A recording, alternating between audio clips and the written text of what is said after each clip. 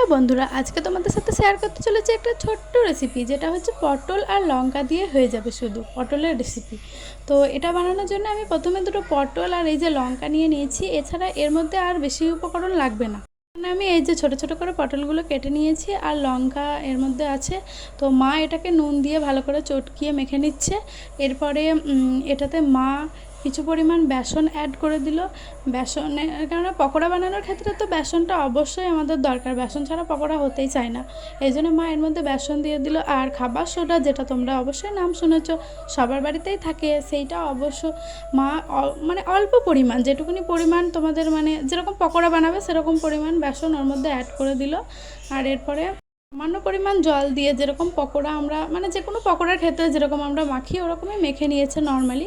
এর মধ্যে বেশি উপকরণ সেরকম দেওয়া নেই, খালি পটল আর লঙ্কায় আছে নুন, খাবার সোডা আর বেসন, বাস এটাতেই যথেষ্ট।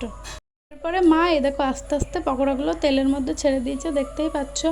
এই যে এক পিঠ প্রায় হয়েই গেছে। এই দেখো পকোড়াগুলো দেখতে কিন্তু ভালোই লাগছে, খেতেও বেশ সুস্বাদুই হবে, দেখেই বোঝা যাচ্ছে।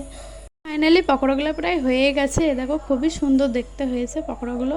তো এ দেখো আমি হাতে করে ভেঙে নিয়েও দেখাচ্ছি। তো তোমাদের যদি, আমি খেয়েও দেখেছি, খুবই ভালো লেগেছে। তো তোমাদের যদি রেসিপিটা ভালো লেগে থাকে অবশ্যই লাইক, কমেন্ট অ্যান্ড শেয়ার।